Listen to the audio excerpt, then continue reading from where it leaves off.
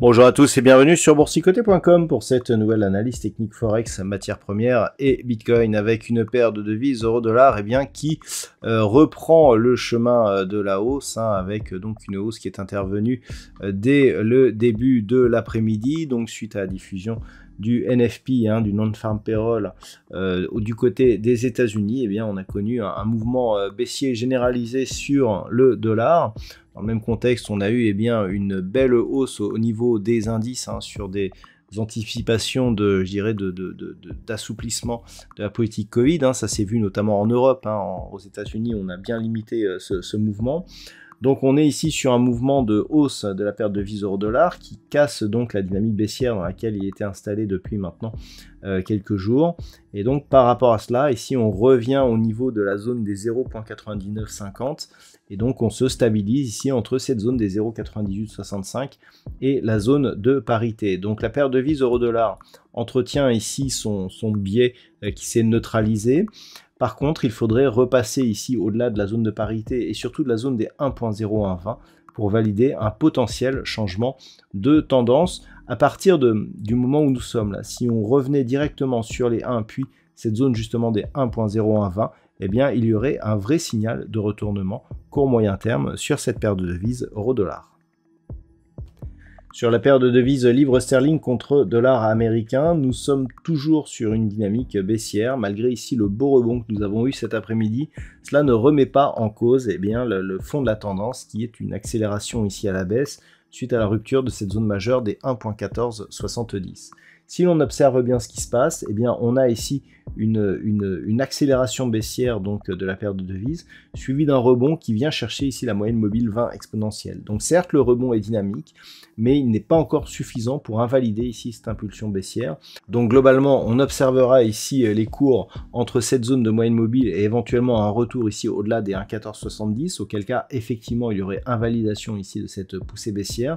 Mais globalement, tant que l'on est au voisinage ici de cette moyenne mobile, la tendance reste baissière avec comme objectif un possible retour ici sur cette zone de point bas des 1.1125. Au niveau de l'or, le retour ici des cours au-delà de cette zone des 1675 $ l'once nous met dans la perspective d'une poursuite de cette neutralisation de la dynamique moyen terme. Alors pourtant, on avait cette zone des 1675 $ l'once qui était une zone majeure sur la vue moyen terme. On avait eu de nombreux retournements ici sur cette zone. La rupture de celle-ci n'a pas donné lieu à une réelle accélération. Au contraire, on peut voir ici que nous avons trois contacts sur cette zone des 1620 qui semble être désormais cette zone qui est la zone à casser pour valider la poursuite du mouvement baissier. On voit aussi que d'un point de vue moyen terme, on reste ici dans une dynamique baissière. Donc si on revient ici en unité de temps 4 heures, clairement, d'un point de vue moyen terme, on s'inscrit ici dans une neutralisation entre cette zone ici des 1730 $ l'once et ce support ici qui était pour l'instant un support mineur mais qui est en train de devenir majeur de cette zone des 1620 $ l'once. Donc pour l'instant, la zone ici des 1675 est devenue la zone centrale un petit peu de ce range et donc globalement, tant que l'on reste ici entre ces deux niveaux, il n'y a pas grand chose à attendre en termes de changement directionnel sur le métal jaune. Du côté du WTI, on profite un petit peu de la baisse du dollar avec une dynamique qui s'est orientée à la hausse avec donc des cours ici et qui ont marqué un contact avec la bande de Bollinger supérieure. On est venu ici chercher la moyenne mobile et puis tout de suite on revient sur la bolle et on s'attaque ici à la zone des 92. Alors d'un point de vue un peu plus moyen terme, c'est vraiment la zone des 93.50 qui donnerait un signal de reprise haussière.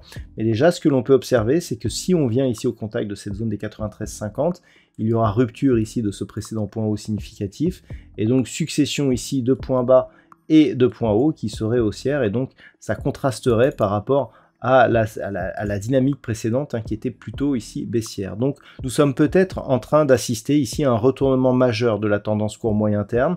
Ce serait confirmé ici par une éventuelle rupture haussière du pétrole de brut léger américain qui pourrait revenir ici au-delà de cette zone des 93,50 $ le baril.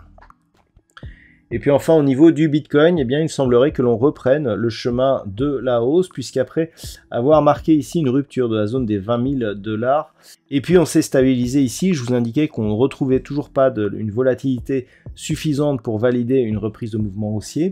Et là, il semblerait que suite au contact que nous avons eu sur je dirais la zone ici des 20 000 et quasiment avec la moyenne mobile 20 exponentielle, eh bien, que l'on reprenne de la hauteur, puisqu'on vient ici marquer un plus haut significatif de tendance très court terme, et donc on se rapproche ici de cette zone de test qui serait éventuellement déclenchée sur un contact ici sur cette zone des 22 800 points. Donc pour l'instant, on est tout de même sur un retournement qui se fait d'une manière progressive. On était ici dans une dynamique baissière, on a cassé cette résistance ici sur gap, on a retrouvé cette zone de résistance comme support, on a cassé un précédent plus haut significatif intermédiaire de tendance ici, et puis là on commence à avoir une évolution ici au niveau du point bas qui se fait haussière. Clairement, il ne manque plus qu'une accélération qui viendrait ici casser ce point haut significatif à 22 800 $ pour un Bitcoin pour valider une possible reprise de la tendance haussière sur cette crypto-monnaie. Tant que l'on est en dessous, il y a un risque baissier, mais globalement, tant que l'on est aussi au-dessus des 20 000 $ pour un Bitcoin, eh bien, le risque baissier reste limité.